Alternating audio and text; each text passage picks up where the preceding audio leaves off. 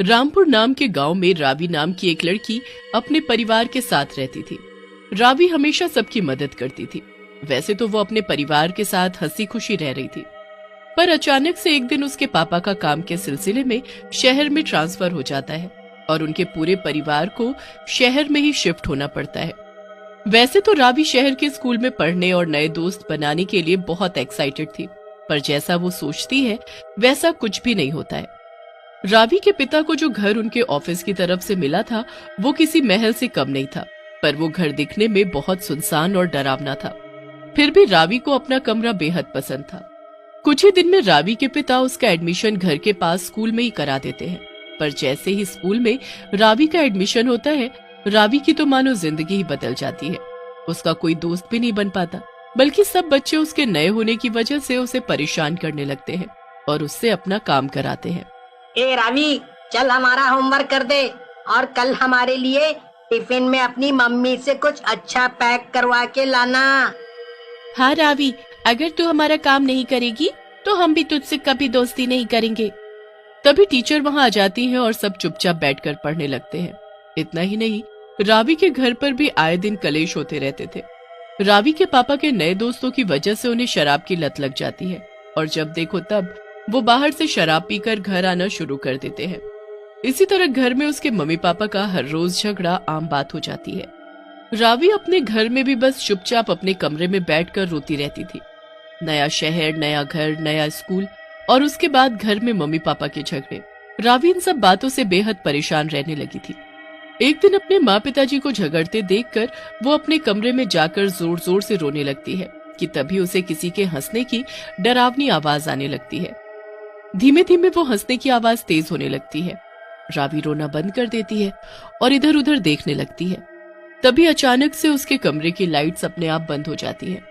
तभी रावी की नजर शीशे पर पड़ती है और उसे देखकर रावी की चीख निकल जाती है। वो डरते हुए शीशे की तरफ जाती है और देखती है कि शीशे में उसकी खुद की परछाई उसे हंसते हुए देख रही होती है और तभी उसकी खुद की परछाई डरावनी चुड़ैल में बदल जाती है। रावी जोर जोर से चिल्लाने लगती है, पर मानो उसकी आवाज कमरे के बाहर ही न जा रही हो। कोई उसे बचाने नहीं आता। तभी रावी डरते हुए उस चुड़ैल को पूछती है, भला तुम कौन हो और यहाँ क्या कर रही हो? क्या तुम मुझे मारने आई हो? नहीं, मैं तुम्हें मारने नहीं आई। ये मेरा घर है और मैं अपने ही घर के इस शीशे में कई सालों से कैद हूँ रावी। भला मैं तुम्हें कैसे मार सकती हूँ? मैं तो तुम्हारी मदद करना चाहती हूँ। तुम्हारा घर और तुम मेरी मदद करना चाहती हो? मुझे कुछ भी समझ नहीं आ रहा। ये घर और ये शीशा दोनों ही शापित है। एक तांत्रिक ने मेरे ही बुरे कर्मों की वजह से ये श्राप दिया था। यही नहीं, जो भी इस घर में रहेगा वो कभी भी खुशी से नहीं रह पाएगा। इसलिए मैं तुम्हारी मदद करना चाहती हूँ। अगर मैंने तुम्हारी मदद की तो मैं भी शाप से मुक्त हो जाऊंगी और ये घर भी। असल में वो चुड़ैल सालों से इस घर में ही आईने के अंदर कैद थी। कई साल पहले जब वो इंसान थी तब वो बहुत अमीर थी, पर उसके अंदर बहुत घमंड था। उसने अपने ही रिश्तेदारों को मारकर सारा पैसा अपने नाम करवा लिया था। एक दिन एक तांत्रिक चुड़ैल के घर के पास से गुजरा और उसे प्यास लगी। तभी उसे ये हवेली दिखाई दी। उसने अंदर आकर पानी मांगने का सोचा और जैसे ही उसने हवेली के अंदर कदम रखा उसे सब पता चल गया कि किस तरह चुड़ैल ने अपने ही रिश्तेदारों को मारकर ये घर अपने नाम किया था। अरे, कोई है क्या घर पे? बड़ी प्यास लग रही है।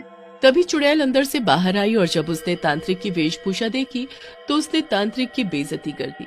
अरे ओ भिखारी जैसे दिखने वाले आदमी, भला तुमने सोचा भी कैसे कि सालिशान घर में तुम्हारे लिए पानी होगा?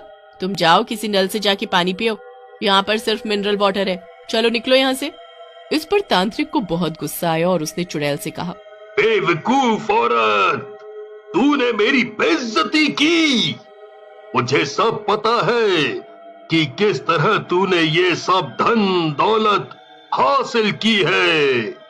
रुक, अभी मैं तुझे श्राप देता हूँ कि इसी मकान के एक आईने में तू कैद हो जाएगी और फिर दोबारा कोई इस घर में खुशी खुशी रह नहीं पाएगा। और तब से ये चुड़ैल यहाँ पर कैद थी। रावी को ये सब जानकर चुड़ैल के लिए बुरा भी लगता है। फिर वो चुड़ैल से पूछती, पर भला तुम मेरी मदद कैसे करोगी? वो सब तुम मुझ पर छोड़ दो। बस इस सब के लिए तुम्हें मुझे कुछ समय के लिए अपना शरीर देना होगा। ये सुनकर रावी पहले तो थोड़ा सोचती है, फिर वो शीशे वाली चुड़ैल को हाँ कर देती है। ठीक है शीशे वाली चुड़ैल, मैं तुम्हें अपना शरीर देने को तैयार हूँ, पर तुम्हें मुझसे वादा करना होगा कि तुम किसी को नुकसान नहीं पहुँचाओगी और सब कुछ ठीक भी कर दोगी। हाँ रावी ठीक है, मैं तुमसे ये वादा करती हूँ। अगले दिन सुबह होते ही रावी स्कूल के लिए तैयार हो जाती है और शीशे के सामने खड़ी हो जाती है। तभी शीशे वाली चुड़ैल उसके सामने आ जाती है और वो उसके शरीर में घुस जाती है। इसके बाद रावी बिना ब्रेकफास्ट किए ही स्कूल के लिए निकल जाती है। स्कूल पहुंचते ही जब वो क्लास में बैठी होती है, तभी दो चिंकी और राहुल रावी के पास आकर खड़े हो जाते हैं और उसका मजाक उड़ाने लगते हैं। ए रावी, चल मेरा होमवर्क कर दे। तुमने अपना तो वैसे भी कर ही लिया होगा, और कल वाले होमवर्क में 2 मिस्टेक्स थी। टीचर ने मुझे डांटा था। अगर दोबारा ऐसा हुआ तो देखना। हाँ हाँ, और ये लो मेरा होमवर्क, ये भी कर दो जल्दी से, वरना टीचर हमें डांटेगी। याद रखना, अगर तुम हमारा होमवर्क करोगी तभी हम तुमसे दोस्ती करेंगे। रावी, जिसके अंदर शीशे वाली चुड़ैल मौजूद होती है, वो अपनी लाल लाल आंखों से उन दोनों की तरफ देखती है। उसकी आंखें देखकर चिंकी और राहुल दोनों बहुत ज्यादा डर जाते हैं। अरे रे, ये रावी को भला क्या हो गया? ये इसकी आंखें इतनी लाल लाल कैसे हो गईं? अरे लगता है जैसे इसके अंदर कोई चुड़ैल आ गई हो सच में। तभी क्लास में टीचर आ जाती है और सब अपनी अपनी सीट पर बैठ जाते हैं। गेम्स पीरियड में जब सब बाहर बैठकर खेल रहे होते हैं तो रावी भी एक कोने में बैठ जाती है कि तभी वो देखती है कि जहाँ पर चिंकी और राहुल खेल रहे थे वहाँ एक बड़ा सा सांप बैठा हुआ था। वो दौड़कर उस जगह पहुंच जाती है और सांप को अपने हाथ से उठाकर फेंक देती है। हर कोई ये सब देख लेता है और सब रावी के पास जाकर उसकी तारीफ करने लगते हैं। इसी समय रावी के शरीर से चुड़ैल बाहर आ जाती है। अरे रावी, हमें माफ करना, हम तुमसे अपना काम करवा रहे थे और तुम्हें तंग कर रहे थे, जबकि तुमने इस सब के बावजूद हमारी मदद की। हाँ रावी, हमें माफ कर दो प्लीज। आगे से हम कभी ऐसा नहीं करेंगे। क्या तुम हमें अपना दोस्त बनाओगी? पहले तो रावी को कुछ समझ नहीं आता, पर जब वो दूर खड़ी शीशे वाली चुड़ैल को देखती है तो सब कुछ समझ जाती है। हाँ चिंकी और राहुल, मैं तुम्हारी दोस्त बनूंगी। ये कहकर वो तीनों साथ में खेलने लगते हैं। जब रावी शाम होते ही घर पहुंचती है तो वो देखती है कि उसके पिता फिर से शराब पीकर आए होते हैं और वो शराब की एक बोतल को अपने हाथ में लेकर उसकी माँ से झगड़ रहे होते हैं। तभी फिर से शीशे वाली चुड़ैल उसके शरीर में घुस जाती है और वो अपने हाथ से धीरे से चुटकी बजाती है। उसके चुटकी बजाते ही जो शराब की बोतल उसके पापा हाथ में पकड़े हुए थे वो उड़ने लगती है और उन्हें जोर जोर से सर पर मारने लगती है। अरे अरे अरे अरे, भला भला ये क्या हो रहा है? कोई बचाओ! अरे कोई बचाओ! अरे भला ये सब क्या हो रहा है? कौन सा भूत आ गया यहाँ? कोई बचाओ! वीरा की माँ को कुछ भी समझ नहीं आता और वो रावी के पास जाकर खड़ी हो जाती है। धीमे धीमे रावी के पिता का नशा उतर जाता है और वो बैठ जाते हैं। नशा उतरते ही बोतल भी रुक जाती है और नीचे गिर जाती है। इसके बाद रावी अपने कमरे में चली जाती है और कमरे में जाते ही शीशे वाली चुड़ैल उसके शरीर से निकलकर बाहर आ जाती है। जैसे ही रावी शीशे के सामने खड़ी होती है, उसे फिर से वो चुड़ैल उस शीशे में दिखती है और वीरा उसे कहती है, अब से जब भी तुम्हारे पिता शराब की बोतल छुएंगे तो ये बोतल उन्हें ऐसे ही मारेगी और इससे उनके पीने की आदत हमेशा हमेशा के लिए छूट जाएगी। स्कूल में भी तुम्हारी सभी लोगों से दोस्ती हो गई है, अब तो कोई परेशानी नहीं है न रावी? हाँ शीशे वाली चुड़ैल, अब मेरी लाइफ में कोई भी प्रॉब्लम नहीं है। तुम्हारा बहुत बहुत शुक्रिया। अब हम सब हमेशा खुशी खुशी रह सकेंगे।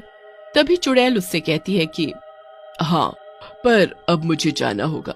तुम्हारी मदद की वजह से अब मुझे भी इस शीशे से आजादी मिल जाएगी और मेरी आत्मा को शांति मिल जाएगी और ये घर भी शाप मुक्त हो जाएगा। अब तुम सब खुशी खुशी रह पाओगे। इतना कहते ही चुड़ैल शीशे से गायब हो जाती है और रावी खुशी खुशी अपने परिवार के साथ रहने लगती है।